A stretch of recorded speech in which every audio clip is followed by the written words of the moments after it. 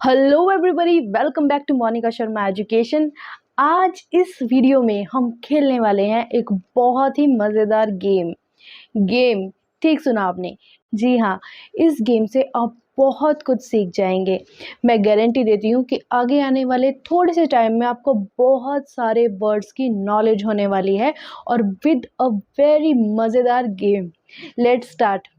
आज का हमारा सेशन है कुछ वर्ड्स ऑफन कंफ्यूज्ड के बारे में। हम कंफ्यूज जाते हैं कुछ वर्ड्स के बीच में।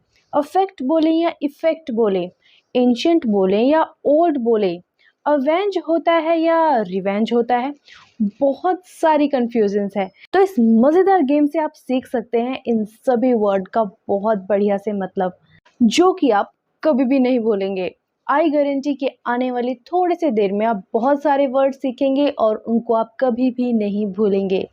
Let's start. तो अब मैं आपको बताने वाली हूँ कुछ ऐसे वर्ड्स जिनका मतलब सुनने में तो लगता है सेम है, बट एक्चुअली में they are not same.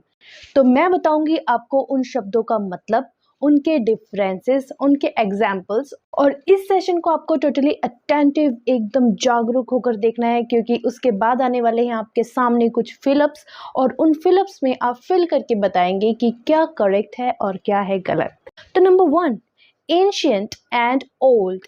Yes, ancient and old.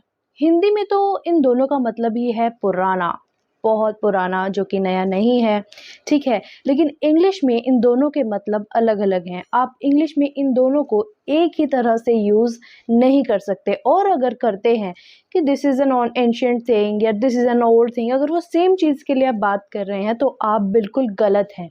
जी हाँ, एंशियंट का मतलब होता है ऑफ द पास्ट, यानी पास्ट पर या पास्ट का, कि जो चीज़ पास्ट में अवेलेबल थी बट अब वो नहीं है, जैसे मोहनजोदारो सिटी, जैसे डायनासोर्स। और ओल्ड का मतलब होता है नॉट न्यू, यानी कि पुराना, जो कि नया नहीं है, पुराना है लेकिन अभी भी अवेलेबल है। जैसे कि आप ले सकते हैं पिताजी का स्कूटर। पिताजी का स्कूटर बहुत ही पुराना है बट अभी भी है, तो दिस इज ओल्ड। चलिए मैं आपको देने वाली हूँ इसका फिलअप। बताइए क्या आएगा और क्या नहीं। This is an dash TV. हमारे घर में अभी ये टीवी अवेलेबल है और ये बहुत ही पुराना है, तो हम इसको क्या बोलेंगे, एंशियंट बोलेंगे या ओल्ड बोलेंगे? सही कहा, हम इसे ओल्ड बोलेंगे, एंशियंट नहीं, क्योंकि एंशियंट चीज़ अवेलेबल नहीं होती, वो सिर्फ पास्ट में ही अवेलेबल थी। तो इधर हम लेंगे old.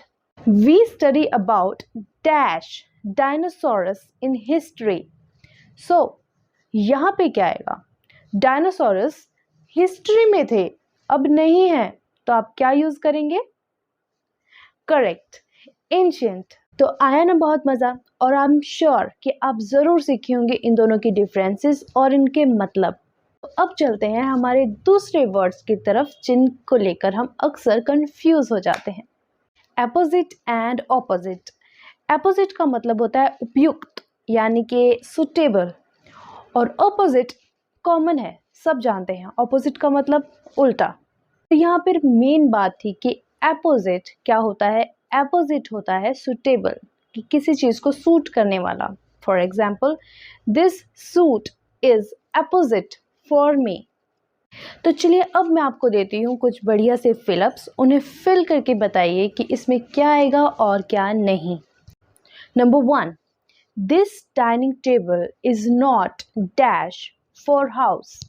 Number 2, laziness is dash to success. तो अब आप बताइए कि फर्स्ट में क्या होगा, एपोजिट या अपोजिट?